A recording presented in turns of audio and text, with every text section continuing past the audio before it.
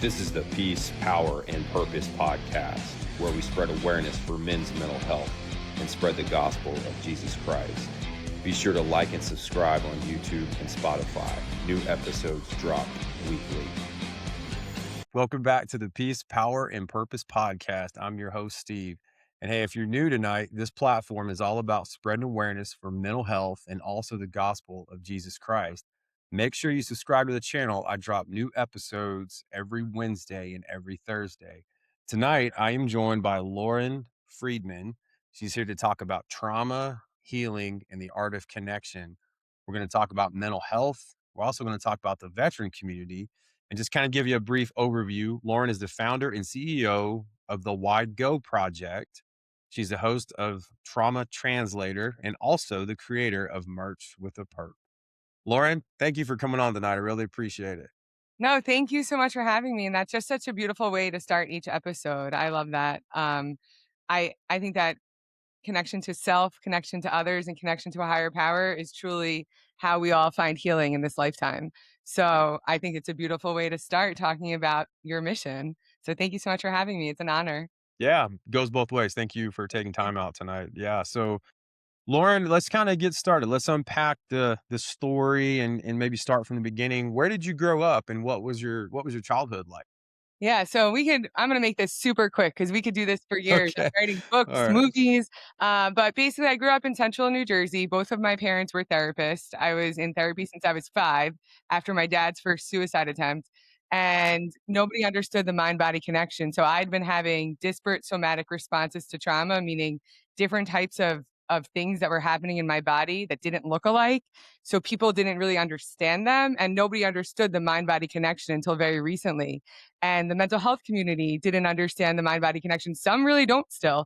And the medical community didn't. So it took me until I was almost 40 years old and I was having flashbacks and wetting the bed and brain fog and all of these crazy somatic responses to trauma that I now understand better.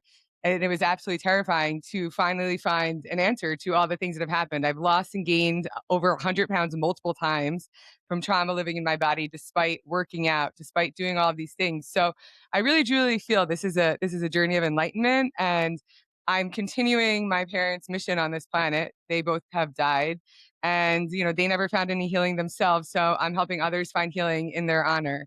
And I was saying before the show that when you and I were chatting, that it actually would have been my dad's birthday this week on Friday the 13th. He was very unlucky.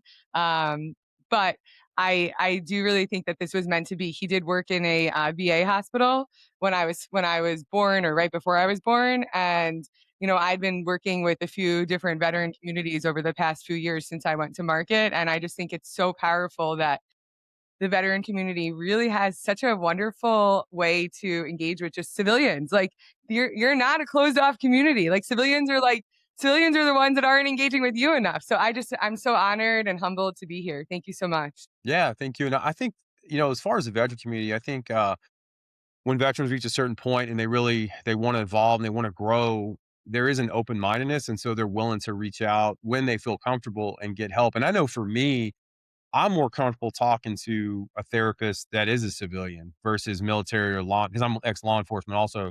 But I would rather speak to someone that wasn't in those fields. Now, other people have different opinions on that. But for me, it's just, especially when it comes to a male therapist, I feel like there's less of a piss and match or competition. It's more of a healing process than, oh, I did this and I did that kind of thing. The bravado's not Yeah. there. So that's how I see it. But No, that's really interesting, actually. I never considered that, from like just a standpoint as this is my ranking and this is where these are my tours, and even just from like a public safety, like, right, you've done a lot of different things.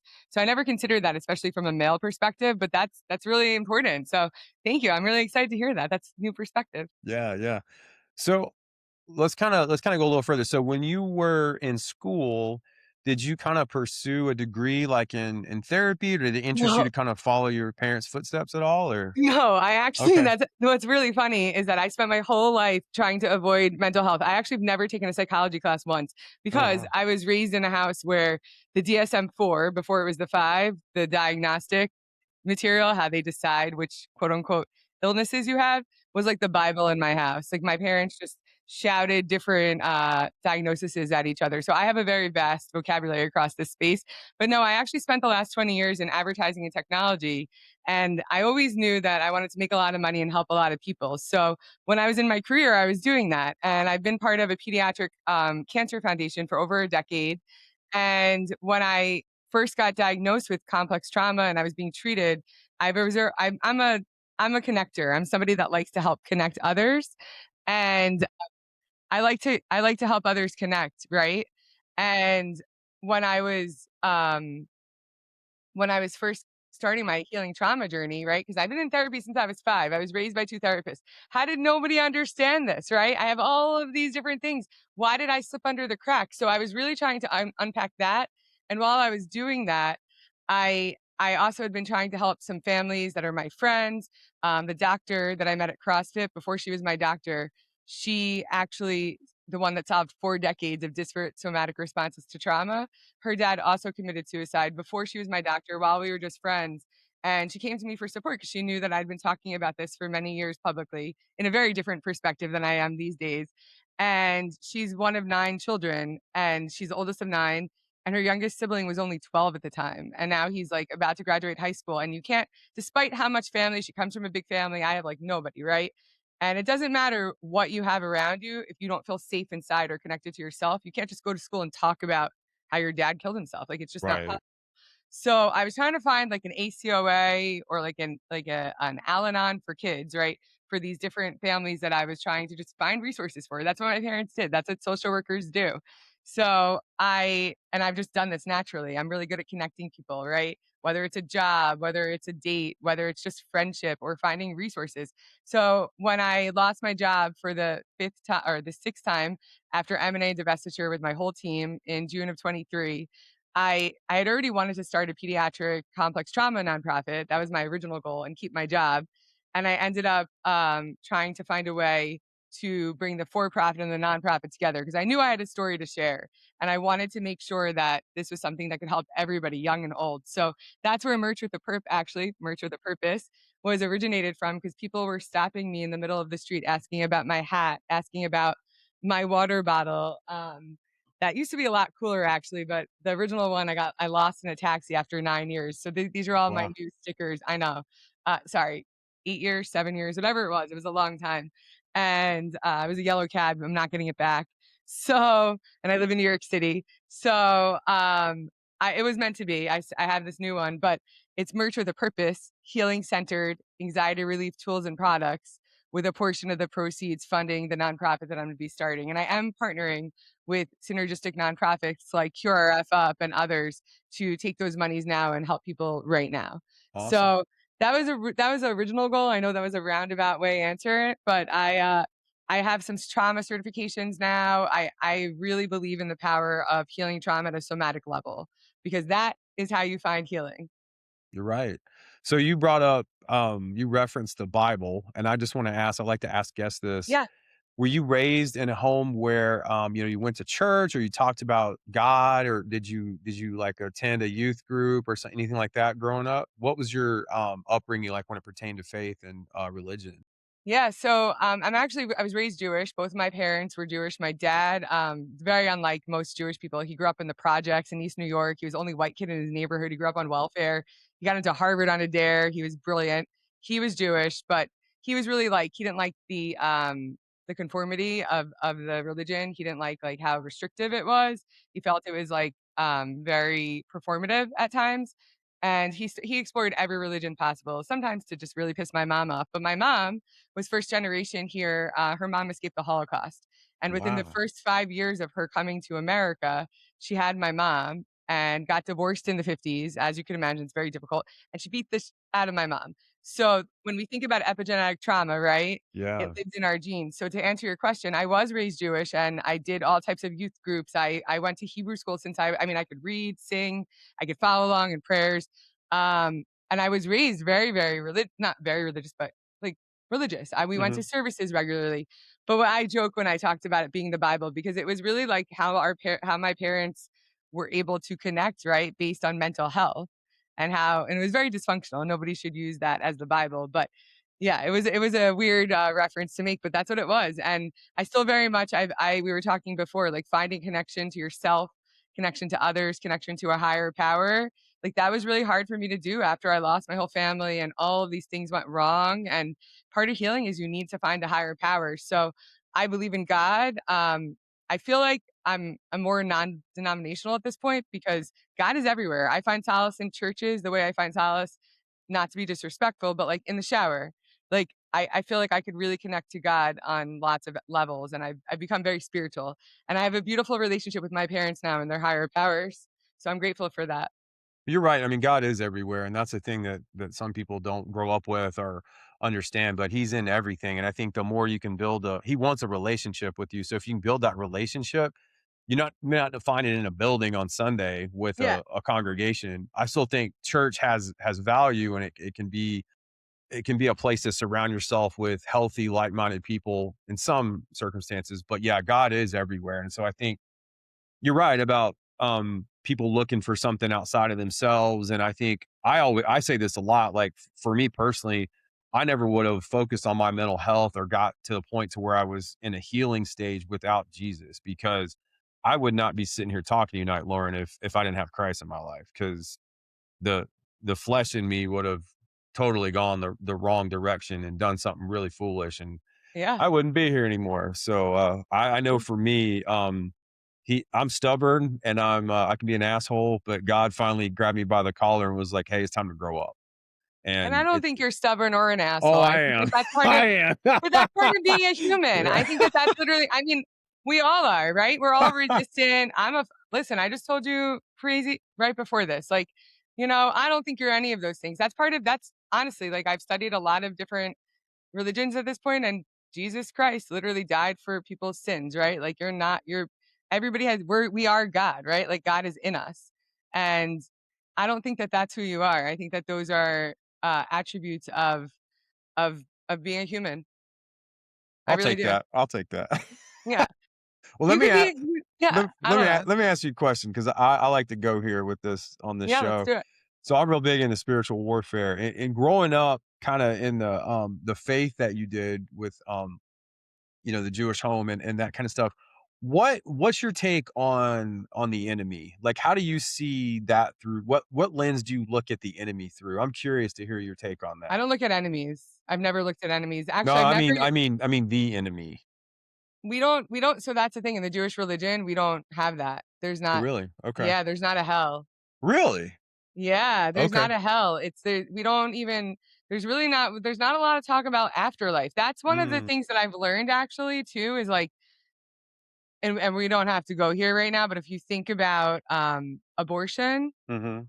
and how religions are against it, one of the reason why there's a lot of anti-Semitism goes back to that because it's not against it's not against the religion if the mother is in danger or the baby's in danger. Mm, And that's just something and I had to learn that the reason I know that isn't from my Jewish studies, isn't from it's from not from me, but my mom shared this with me many years later after I was basically traumatized before I had words for that from something that my dad forced her into because of complex trauma that was unresolved, right? oh, wow. So, yeah, like crazy things. So, a lot of the reason that there's these like old school types of thoughts around different types of religions and people have to do with things like that. So we don't think of the enemy like it's really just we call it like a mitzvah, like doing something good for others and Okay. or tzedakah, giving back like donations. Mhm. So I've never been taught about the enemy. Like I do believe like I'm more of like a Grateful Dead, like I'm going to hell in a hat in a handbasket and I'm gonna enjoy the ride, you know?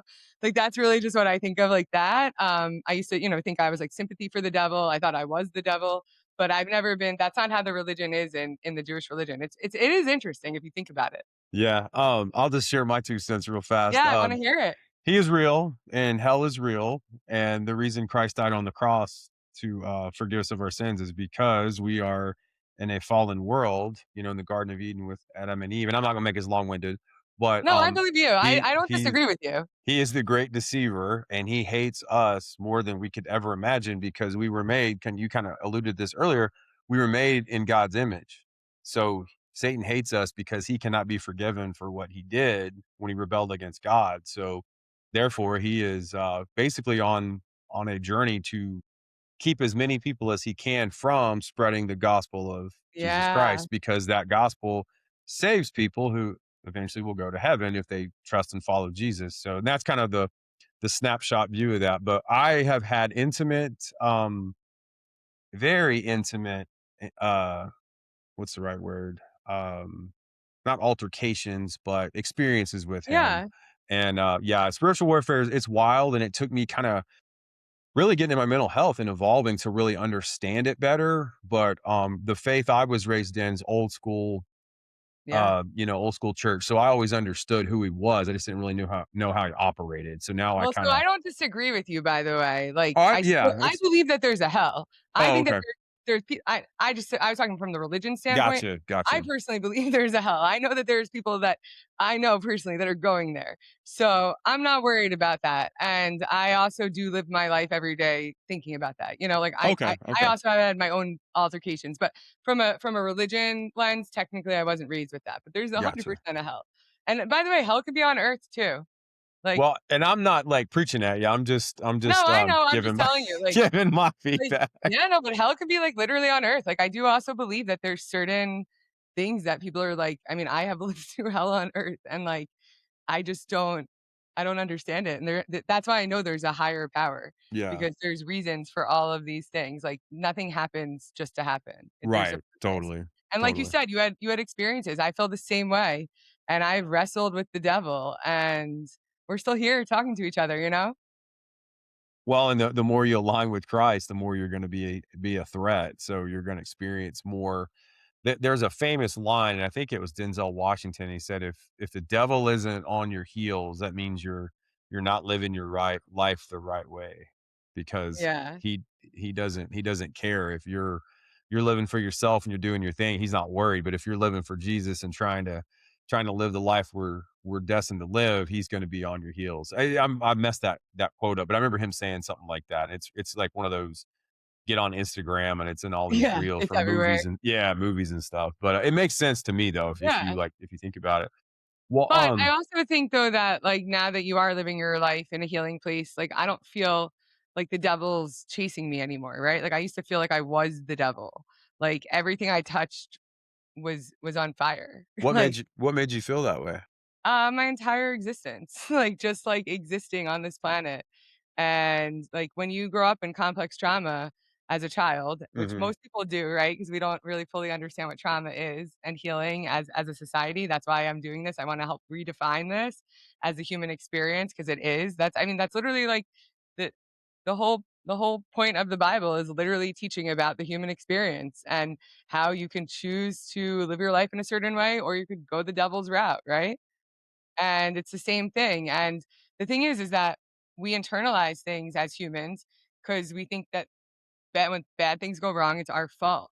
And then we start to self-hate. We start to have like all these really bad, trauma responses that are just really human, and no one ever teaches us how to human. And I used to think that like all the things going wrong, there was something wrong with me, and I didn't even know I was thinking this, right? Like, logically, I knew there was nothing wrong. Like, I knew, like, it couldn't have been my fault that, like, all of these terrible things happened in my life. But then when all these things happen and you lose your whole family and you just, like, I don't even have anyone to celebrate holidays with. So, like, it just becomes really isolating, and you start to internalize it, and that will make you sick. So when you think about it in that way, I don't feel like the devil's on my heels any longer. But you can I could go from 0 to 60, like, real effing quick. So, like, the Yeah. devil's always there, just not on top of me like the way he used to be. Well, so what inspired you to kind of begin your journey of healing, or what was your kind of aha moment? I mean, Did you yeah, I had I mean, I was forced into this. My body literally said no. I was having flashbacks and wetting the bed and having brain fog and having all of these crazy somatic responses to trauma, meaning that they're living in my body for almost 40 years. And it got to the point where I literally couldn't function. I was feeling like I was having sensory issues. And it was so debilitating that I could barely leave my house. And I've never taken a psychiatric medicine. I've never even been prescribed a Xanax in my whole life. And it's because my parents were like hippies. So oh, they okay. I went to, like, a chiropractor and, like, to an acupuncturist when I started getting migraines at 16. Like, that's where they took me. So I wasn't even being taken to like these doctors that would prescribe it. So when got really sick, it affected my thyroid, it affected my hormones, and a lot of people suffer in this. That's why like the Ozempics of the world work, because it's blood sugar regulation. So my Mhm. body literally forced me to stop. And if I wanted to continue to live on this planet, I had to do something. So, luckily for me, the doctor that solved this was my friend from CrossFit who solved this. And she's one of the inspirations behind the Why Go Project and the Why Go Project nonprofit for kids, because the devil's real and people will lose their lives if they don't learn to find healing. But the thing is, no one teaches you how. So, it's been really inspiring for me in going through this, because I have such a crazy background with psychotherapy, right? You would think that I would have been on a better healing path, but because traditional psychotherapy and Western medicine don't take into account the mind body connection, it's only something they started studying only in 1980. Veterans. Wow. And it was only veterans. It had nothing to do with the general public. So when you Yeah. think about trauma, I was telling you before, it was a veteran Marine at my CrossFit gym that was sharing his experiences upon coming home from war, just sitting in the car as a passenger. And I was having those same exact experiences. And my mom also had them right before she died. She was also in undiagnosed lifelong survival mode. She just dropped dead one day and she wasn't sick. Wow. So like I know this personally. And so I knew I had to go to trauma therapy. I couldn't find the right resources despite my background and all of this. And the only people I knew that had trauma therapy were veterans. And I mean, even first responders, I weren't getting the right resources. So I was trying to find what I needed. And, I really do believe, I was sharing with you before, that the doctor that saw this, her dad also committed suicide. So I really do believe I'm being guided by suicide spirit guides. And this is a sole purpose mental health mission. Like, this is something that I was born to do. So our conversation right now is meant to happen. Yeah, I agree, and I've said this before too. I really think God has put me in this position Yeah. to help others because for so many years I was selfish, full of pride, and I was too chicken shit to get help because I didn't want to face my childhood trauma. I didn't want to face my issues. I would just self-sabotage and numb, and Yeah. ultimately it cost me a lot. And I kind of got to that point to where I had to make a decision. It was a kind of that, okay, now you gotta jump. You can't stay Yeah. on the ledge anymore. So yeah, I think, and to your point with the veterans, the interesting thing about my friend Mike Morgan and I talked about this a couple weeks ago. A lot of men that go into the military and into first responder roles have a lot of unhealed trauma from Yeah. childhood, father issues, like father wounds. And so a lot of these, not all of them, but a lot of these guys are getting into these roles because they're trying to prove themselves and they have all this just unhealed trauma inside them. So then it's compounded with the jobs they choose because then they're Yes. dealing with everyone else's stuff. Exactly. No, that's exactly, so that's my exact point. So like, actually feel this. So one of it's like a caretaking issue, right? Like, you want to Uh, save everybody because no one can ever save you. And so that's kind of where I found myself too. Like, my whole life was destroyed. I lost my whole family. I lost my marriage. I lost my job 6 times. I literally like couldn't even leave my apartment. It took me years for my brain to feel better, for to have to be able to think clearly. It's just crazy, but I agree with you. And also, one of the things that really compounded my father's and my mother's own issues was they wanted to save other people, right? Because no one could ever help them. But then you really have to understand like what that type of support is in your body, and what your capacity is to really help people, because these jobs aren't they're unrelenting. Like, you can't just clock out when you're on tour. right. Like, you just can't clock out when you're saving lives as a first responder.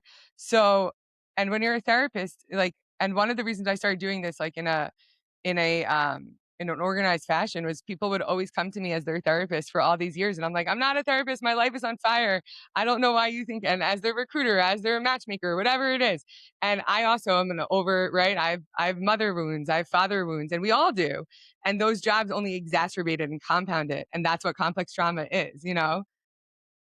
Yeah, and I think for some folks too, it's hard to love yourself, but you Yeah. can love others, and until you can really look at your life and analyze it and say, "Okay, I love myself. Now Yeah. I can help others." And I don't think that's a selfish thing. It's a way to evolve and to Yeah. start that healing process. And I know for me And personally you that, have that to. it's It's it's masculine hard though. first. Yeah. it's hard though. But I like how you put it in that caretaker role. Like, I'm too broken, I can't be fixed, but I can help others. And but you have to reverse that first and then say, okay, Yeah.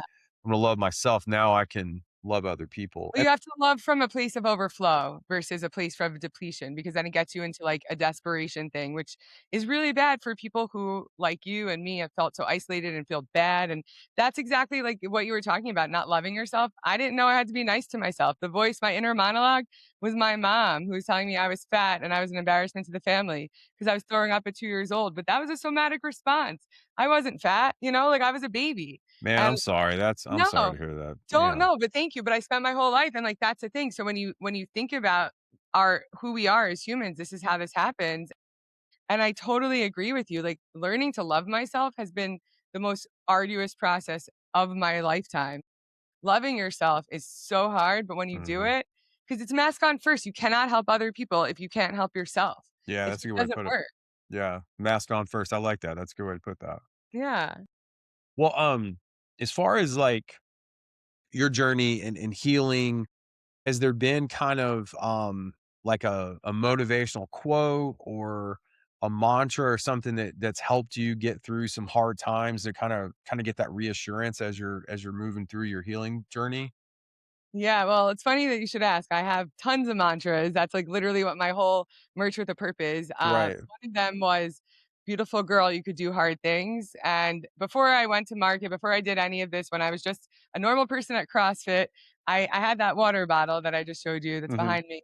And I had a bunch of stickers and they all inspired me. And, it was discipline equals freedom and Yeah. nobody cares, work harder. It was literally Yeah. like, it was a mantra bottle of berating myself into good behavior, even though like I'm disciplined AF, like I don't need, my problem is balance actually. Like I could go hard, but the balance, finding that balance and not just going 400% is really hard for me. So I had to find to slow down. I had to find connection to myself. I had to find a way to be in my body.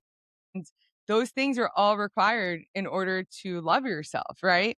Because you can't love only one part of yourself. You have to love it Yeah. all. And you have to love the things that you were talking about before, about the things you didn't want to face. Nobody does. Like No. I stopped drinking it's really hard to actually tie down a date because I've been vacillating with it for many years. But as part of this, just to get my body to a baseline, so I could lose weight. All I wanted to do was lose weight. I was like, why do I eat so healthy? Why do I work out? Why I was taking 60 laxatives a night. And I was Wow. for years. I'm grateful that I don't walk around with a colostomy bag. Like I could have really effed my body up. And I Yeah. was starving myself. And I was living life crazy. Like I was traveling like 3 weeks a month, 5 flights a week on business by choice. That's fight or flight in real life, if Yeah. you think about it. And my rage was off the charts. I literally thought that like I remember I got hired at a job because I had bloody knuckles, and the man looked at me and he was like, because from punch, Yeah, yeah, yeah. kickboxing, Yeah. and not because I was beating anyone up, and I had beautiful nails, and he looked at me and he was like, "Oh, your anger motivates you. You're hired." And I was like, "Great, my anger has to make me powerful, and my anger makes me successful." So when I started this journey, all those mantras, like I learned mantras, things that I was doing unintentionally for the first like just to get me through the day were things that I started using with intention, right? And using them to get me through the moment. So they're actually all on my website on whygoproject.com under merch with a perp. Mhm. And some of them, it depends on the day, but beautiful human, you could do hard things is one of them. Because it is true, we could all do it. It's just we need to be able to feel it in our body. And it's really hard sometimes. So speaking about the sobriety piece, Yeah. could you tell, because I'm that's my wheelhouse. I've been sober 4.5 years. Congratulations. Yeah, it's Thanks. Well, you beautiful. too. You too. Thank you. Could you tell a change, like when you stopped drinking alcohol? Could you really feel this drastic change, or what was that like? Can you help our listeners kind of understand I that love part? not drinking alcohol so much.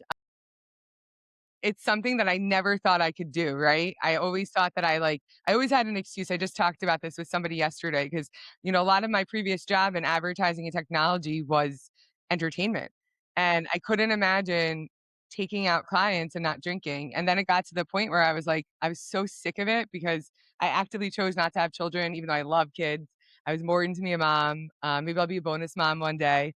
But I chose not to bring children into dysfunction. And I I knew that I needed to get my alcohol under control because that just sent me off the rails. But the real issue when I stopped drinking, I thought my life was going to be magically better. But actually, what actually the underlying issue, and this is something that everybody has in common, because addiction is a trauma response. It's self-abandonment. It's a way to not deal with your problems, right? But society doesn't treat it like that. They treat it as shameful. And it's really just a trauma response. When you have the ability to align with yourself and connect with yourself to all what you really need, you don't have to do that. But I realized my issue is sex and love. And that Mm. has been so much harder for me than stopping to drink. Like I would sit in a bar surrounded by alcohol thinking about when I was gonna hook up with this dude that was avoiding me. You know what I mean? And I Yeah. thought it was, and it wasn't even, it's not even just sex, it's intimacy, it's kissing, it's whatever that is. So I've been celibate now, or whatever you want to call it, for a little bit over 2 years. I don't plan on it being forever, but while I've been getting myself out of my 20-year dysfunctional marriage and trying to scale this business, and also, in adrenal fatigue recovery Hmm. and all of these things, trying to heal complex trauma, I was like, I don't need more distractions. I want to focus on myself. And it's also allowed me to have a lot of discernment now. So I don't put myself in those same situations that used to make me feel like shit. And I thought Yeah. they were making me feel good. So it's the same thing as alcohol, right? It's the Right. same type of thing. Even the fitness, that those are all addictions, right? You think you're doing something good. So for me, it's been life changing. I love it so much. And that's why I'm drinking the recess, actually, margarita. Nice. Is that alcohol free? Oh yeah. Oh, I haven't seen those. Okay, cool. Oh, they're so good. I was afraid to actually have this one because I was like, I loved margaritas. Yeah. And I was like, I don't know. And then I love just like tequila. Like Oh, I okay. could Yeah. tequila soda. I wanted to have the least amount of calories with the most Mhm. amount of impact, Right, right, yeah. Well, And with everyone it hated me, by the way. And I hated me. when you were drinking? Oh, yeah. So the anger come out more when you were drinking? No, no. I would Oh, just okay. be like a mess. I would starve myself, right? So that's a bad way Oh, to drink. yeah, And then I would yeah. drink like 7 to 10 tequila sodas. Okay. Not good. That's not great. That's Yeah. not a good way to have a day. And then I would end up like, it was just it was really bad. So it's good. I make better decisions. I love myself. I can drink. I'm not in AA. I support Mhm, the 12-step programs. I smoke pot medicinally, but I've also been working on doing that less too, because you don't need substances to mhm. to feel better. You just need hope, like you were talking about earlier. You need to believe in something. Yeah, and sometimes you gotta sit in that pain and not Yeah, try to numb it. 100%. I mean, it's not sometimes, you have to. Well, you're right, yeah, you have to do it. I was gonna ask you a question about the alcohol Sorry. again. Yeah, I ask me. lost my train of thought. Oh, I know what I was gonna say. So I was told when I began my journey that you have to get to know the real version of yourself. And for me, I I kind of transformed back into the guy I was in high school, and I always hated that guy. I tried to kill him, and Yeah. that's why I drank alcohol. So I know for me, it was a unique process to turn kind of back into who I used to be and live with my real self. Did you experience that when you stopped drinking? Was that difficult for you? I mean, it's interesting because I don't know where you fall in the journey. I would actually love to ask you questions too. Yeah, go Um, ahead. yeah, I would love. So, did your sobriety come before or after you started healing trauma, or like in parallel It to? they kinda so I began the healing journey before I quit drinking, but I wasn't serious about it. I was checking a box. So once I started to get sober is when I got real serious about it. But just for the audience, it was because I got back into church, it made me more like I started a morning routine. I started reading Yeah, books, listening to podcasts. Because before when I was drinking, I was like, I'm not reading a book unless it was about working out or yeah. I used to be an ultra marathon runner, so I would read about like a race or something, but I wouldn't read a Jordan Peterson book when No, I and was also, by the drinking. way, you'd probably be like, "Go f yourself." Like, stop giving me a book. How am I going to help myself? I just thought it Yeah, was dumb. Like I was like, man, I don't need that. Like, but I was more so you were talking about anger a lot. I was raised, I'm a little bit older than you, I'm 46. When I was growing up, anger was the only acceptable emotion for men. yeah. And I saw it as strength and power. We all did. Yeah, and so, that's how I used to express myself, and when I drank, that anger was amplified, and so I saw it as a way to establish dominance, to be more powerful, and I would just rage out over dumb shit, and it was because I had no control of my emotions, so me getting sober has kinda helped me and I still struggle sometimes when I'm driving, but, like, it's helped Yeah. me to Well, That's hard. throttle back. Yeah, I got in a confrontation yesterday, and I Ugh, was able to stay calm and good. and diffuse it without resorting to trying to bark louder. And And that's a huge win. Like yeah, those small yeah. moments I of almost made a bringing video about it, but I was like, I maybe wish I you should. did. No, because those small But moments when you choose to not revert back to your previous self, like I told you yeah, before, I lost my effing shit. And I'm a human, right? Like yeah. everybody loses their shit. And this is a 20-year problem and a 43-year problem almost. It's a long thing. And like you're right, men are taught to be strong, to not have any feelings, to not be allowed to cry. And like while I'm a woman, that was my role in my family. Like I was told, you're German, we're stoic, you're not allowed to cry. Like my dad tried to kill himself in my car for like the who knows how many times when Damn. I was 20 or I was almost 20. And my mom was like, I don't like telling you these things because you take this news poorly. And I was like, well, how do you want me to do this? And by the way, how do you want me to respond to this? And I was also like, by the way, that was my car. So now I have like another problem. How am I gonna get back and forth to work? And by the way, my car was it was a 1987 Camry in 2003. So it Wow. wasn't a good car. Yeah. No, so But like it's your car. It's your car, though. I mean, it's yeah, and it was his first. So like he decided he wanted to do that in his car. And like these are just things that happen. So I identify a lot with men because I've been the man even in my marriage. I was the provider. I was the person who did everything because I didn't know how to stop. I didn't know how to receive. So hmm similar to you, right? Like you thought that your anger made you powerful, and a lot of people drinking just exacerbates it. For me, yeah, that wasn't the anger thing was is when I was sober. Like the anger when I was drunk, not really. I would though cry often, and I didn't know this. My ex-husband told me this, like, and I'm talking like in 2007. He told me that like I would cry, like I want to go home, but I was home, and I didn't want to go back to my mom's house. Like that was like the furthest place I wanted to go, and yeah. I didn't have another home. And I always was like that always stuck in the back of my head. And then when I learned about complex trauma in the last 4 years or so, I realized I was like, that's actually like a symptom of complex trauma is not feeling like you have a home. Oh, And I had no idea though. I was drunk crying, and like I wasn't a big crier, right? I wasn't allowed to have feelings. So right. I identify with everything you're talking about, and those rage things, like just choosing something different in the moment is such an effing win. So I'm really proud of you. I honor you for that. For real. Thank you. Yeah, thank you. Well, No. and for me, like I consciously will pray about in this situation, it came out of nowhere, but normally I will pray and ask to be filled with the Holy Spirit so I can be kind, loving, and gentle, but still, obviously if something breaks bad, Yeah. I can handle it. But so it's been I struggle with pride most of my life. So God has really shown me how to be more humble. And I feel like sometimes there's little little things drop in and he's kind of like, all right, let's see how you deal with this one. Yeah, So but you're doing but it. I but mean, but I that's put really him in it. everything. I put him like you were saying earlier, I try to put God in everything I do. So Good. I mean, yeah, I mean, so I do too. I pray for my highest good every moment. Like I couldn't agree more. And I think by the way, when you talk about the spirituality of the sobriety journey, that's very real. Like just even just this week alone, just getting into like a regular schedule like you talked about and doing all those things are so important, and like it just messes with your mental health when you don't have the ability to do that. And it just happens sometimes by accident. yeah, yeah. So I really commend you for your sobriety journey because for me, I've learned to be sober while I was also healing. So it's been hmm like one and the same, similar to you. And I just think it's such a beautiful thing to have the ability to see things with clarity and make decisions out of a hell yes, right? Yeah.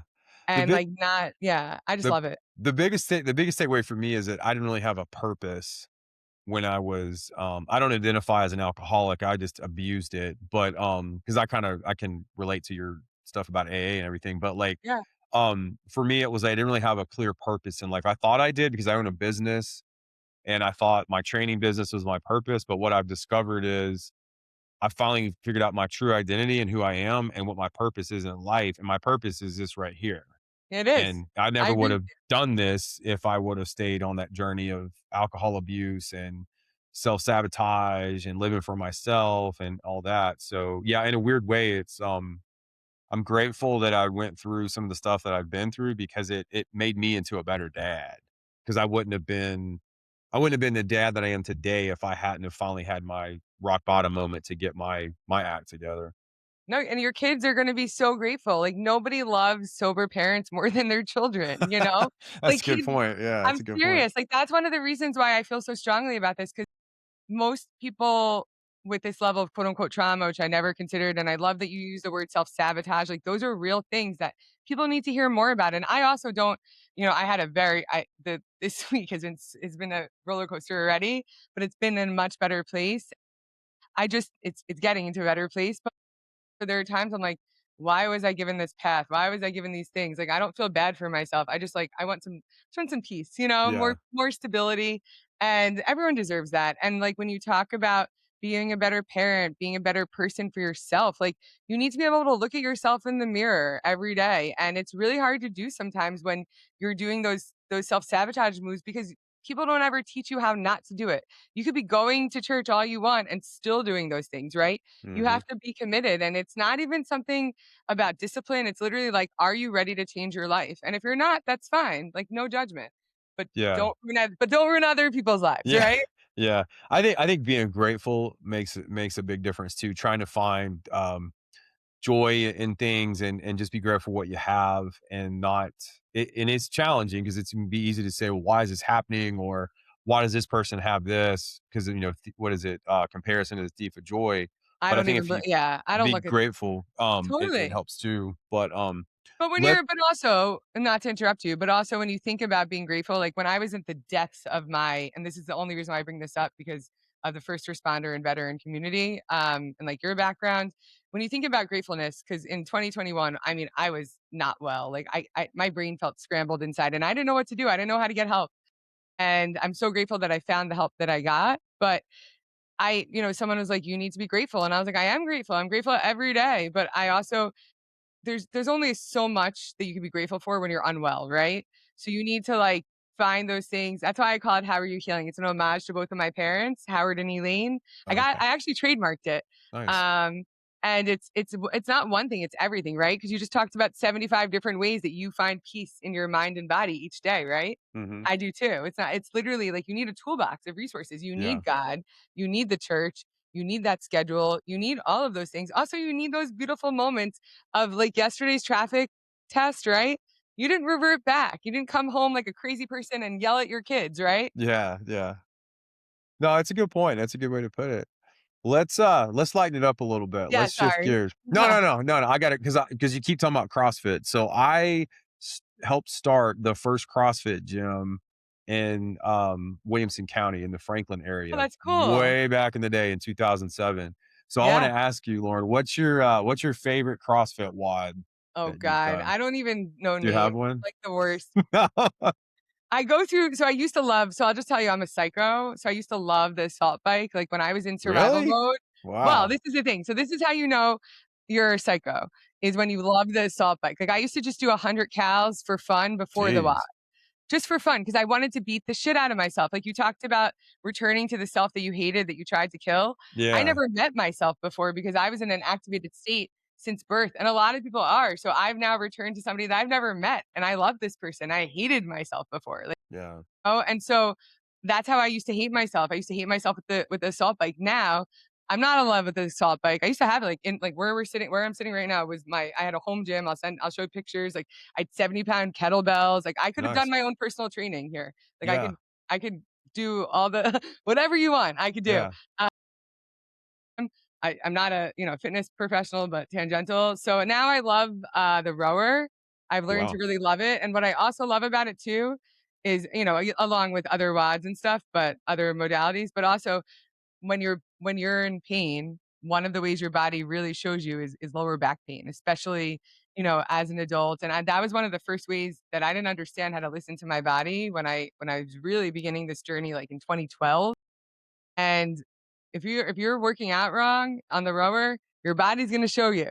Yeah. So that's one of, and also like just like the different movement patterns, I'm now really intentional with how I move because they will literally give me a migraine. And it has nothing to do with CrossFit, it has nothing to do with the programming. It's just my body's response. Mhm. So you have to learn how to listen to your body. And I work out less now, but I have more muscles because Yeah. I do more like prolonged walking, like just like in between types of functional fitness. Yeah, that's cool.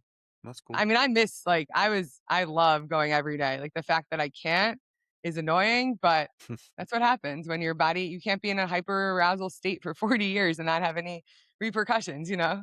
Yeah, and it's good to mix it up too, to do Yeah, different things and let your body kinda get totally. used to because your body will get used to a certain training modality, so it's good to mix it up and Yeah. do And something different.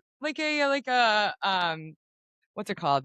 Whatever rest, like an active rest day. Active rest day. I mean, Yeah. to me, that's like 10 miles of walking, you know? That's a very active rest day. Like I said, I'm Yeah, not lying to you. So I have a lot of muscles. I still am lifting shit, you know, but I'm just not. yeah, The barbell and I we're friends, but I'm not the CrossFit model. It's gotcha. something that it really shows me though exactly how you could always keep doing something over and over again and Mhm. still not be perfect, but you could still practice it and Yeah, work towards something. I love that about that. yeah. No, You know? gotta love the barbell. Barbell's Yeah. a good training tool. So as far as, like, today, where is, the Why Go project? Like, what do I know you mentioned the nonprofit with, Yeah. childhood cancer, like, what's Lauren doing today? Like, what's your mission look like right now? It's a good question. It's changing every day. Not the mission, but the day-to-day focus. Mhm. So I have the Trauma Translator Live that is on Thursdays at 1 p.m. Eastern. That's streaming across LinkedIn, Instagram. If we get YouTube to work, that'd be awesome. I can't wait to have you on. Yeah. And I am doing merch with a perp and merch with a purpose. And then I also have these workshops that I'm actually just getting up and live. I have one in New York City on March 12th that we just decided yesterday. I'm Nice. collaborating with a different group in New York. One day we're going to make it go around the country and maybe the world with all the different resources. So we'll come to Franklin and we'll do stuff. There we And go. I'm doing an anti-anxiety networking group. So I'm working with recruiters, like headhunters, to help people who are looking for jobs and dating and just networking and entrepreneurs and all these different underserved communities to help them reduce anxiety so that they can have better conversations with each other, with themselves, better results. Like you can't go into an interview or a date or even just a conversation unless your nervous system is regulated and Right. no one teaches you how to do that. So that's the anti-anxiety IRL events. It's kind of my focus right now because I'm using my background in advertising and technology to consult on these things, but then also using the trauma informed um, knowledge that I have now gained through all these different experiences and then certifications to help people find better connections in themselves, to others, and a higher power. Because it's truly the art and science of connection. And it is, right? As Yeah. a fitness professional, it's an art and a science. Like you can't Mhm. go in every day and bang out whatever you're going to do you can't go like to your max every single day. You have to figure out like what works for your body in that Yeah. moment. And unless you have a connection to yourself, you're never going to know. And you're just going to keep getting hurt. And by the way, I never get hurt anymore. I started working on my fascia Yeah. and I started doing yin yoga. Yoga used to make me full of rage. I didn't know how to slow down, and my doctor forced me to do it, and Yeah. I have a certification in that now, Nice. and I don't get hurt anymore, though. I used to always get hurt. I would always hurt something. I mean, I broke my arm 7 times as a kid because when Damn. you're not in your body, you're always gonna get hurt, and people are notorious at CrossFit, at these types of events for getting hurt, but you don't Mhm. have to if you know how to actually work on your fascia and actually move it like, doing a ROMWOD, right? Like, those Mhm. types of things. So those are really important, and I think that, CrossFit does get a bad name because of that, but it's not CrossFit's fault. It's the people's fault for not knowing how to be in their body. That's a good way to put it. I never thought about it that way, but you're exactly right. Well, I learned a lot because Yeah. I was also doing personal training and then I would do the classes. Like, I mean, I was, like I said, like I can program if I really want. I'm not going to do that, but I Yeah. could. That's But it also awesome. helps me make better decisions, right, with my body, and I know what works and what doesn't. Like wall balls, I'm not doing anymore, but I'll do Yeah. other shit. They suck. Yeah. Wall balls are I used useless. to like them. Mm-mm. My neck doesn't like it, and my TMJ hates it. So I Yeah, don't I know. bet. I bet. Yeah. Well, if there's a listener right now, Lauren, that's on the edge of giving up, what Ugh. would you say to that person? Reach out on whygoproject.com, and I would love to help you find resources. I I understand what that feels like. I've vacillated with those things myself. And the thing about giving up is that the alternative isn't better. I've said this, it's going to sound sad again. I call this tragically funny. I have a lot of fun ways to talk about this, but giving up isn't the option. It's going to make your life worse. And giving up can look like living, right? It could look Mm-hmm. like just making really poor decisions. It could be like self-abandoning yourself. So there's a lot of ways to give up, but there's also a lot of ways to move forward in a healthy manner. So if you're thinking about giving up, reach out on vigoproject.com, and I would love to be supportive to you. Awesome. Well, I like to include scripture in every episode. So as we're kind of closing tonight, I want to read the verse of today from the Bible app. I'm going to share it with everybody. I love This that. is this is from 2 Corinthians chapter 9 verse 8. And God can give you more blessings than you need, and you will always have plenty of everything. You will have enough to give to every good work. My takeaway from that is, and you kind of alluded to this earlier, put God in everything, live your life with purpose, serve others, and like the golden rule says, do unto others as they do unto you. And it's 100%. not always easy, but I think at the end of the day, be an asset, not a liability. So Amen. I lead love from the that. front. Yeah. Yeah, no, the Bible is real. That's why we need structure in our lives. We need a Hmm. higher power. Yeah, 100%. Well, I'm gonna close this out with a prayer. Is there anything you want to add, Lauren, before we close out tonight? No, I just appreciate your time, and I think we should do this again. I love Yeah, chatting with you. yeah. I'd love to hear more about your story. You I got an wanna hear more incredible about story. yours. Oh yeah, I'll have to send you my testimony I did a couple weeks ago. It's pretty I wanna raw. see it. All right. Well, I'm gonna go ahead and pray. Okay. Okay, I'm gonna bow down. Father, thank you for today. Thank you again for just the opportunity tonight to speak with Lauren and to share her story. I pray that this episode reaches those out there that need to hear it, Lord, and need to hear the message about mental health, the message about who you are, Jesus, and what you've done for us, what you've done with dying on the cross for us and forgiving us of our sins. I pray that you will bless Lauren and just protect her, Lord, protect her from the enemy, and just show her her value and her worth is through you, Lord, and not this world. This world is materialistic, it's fallen, and it's temporary, it's not everlasting. Just pray, Lord, that you will continue to guide me. Thank you for this opportunity to have this podcast. Pray that you will lead both of us with peace, with power, and with purpose. And it's in your mighty name that I pray.